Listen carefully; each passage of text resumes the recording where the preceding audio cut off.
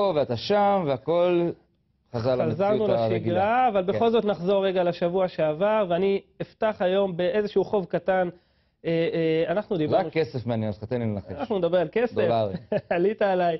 שבוע שעבר דיברנו כאן על הדולר של הרבי מלובביץ' שחולק על ידי הרבי לאיזשהו חסיד, והתגלגל והגיע לידי אחד המועמדים של סיעת כוח החרדית בבית שמש, וזה הקמע שהחרדים אומרים הביא לניצחון ולעלייה של אותה מפלגה מקומית. אני יצאתי בשליחותך לבדוק כמה עולה הקמע הזה, דולר של הרבי מלובביץ'. זה משהו ששרד 20 שנה. כמה עולה היום הדולר?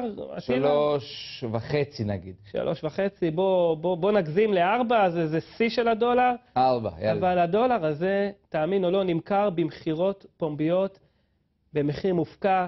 שים לב למחירה הפומבית הזו, הצעה ראשונה 4,000 שקל להצעה ראשונה.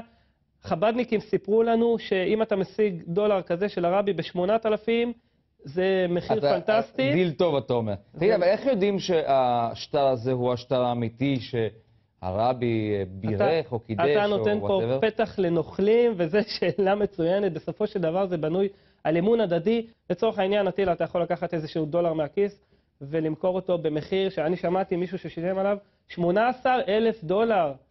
על דולר אחד. על דולר אחד, זה 1,000 פעמים חי בחישוב פשוט. יפה. וכדי שמהיום אני אוכל להסתובב עם מאבטחים, אני אגלה לך שגם לי בארנק יש דולר כזה. באמת? חמותי החבדניקית. הוא עליך? הוא לא עליי כרגע, הוא שמור בכספת, אני מבין שהוא שווה הרבה כסף. חמותי החבדניקית העניקה לי לפני החתונה שלי עם ביתה, העניקה לי את הדולר הזה לקמע, בינתיים זה הולך יפה. שיהיה במזל. תודה, אני תודה. רוצה לכם לבקר בהמשך. בוא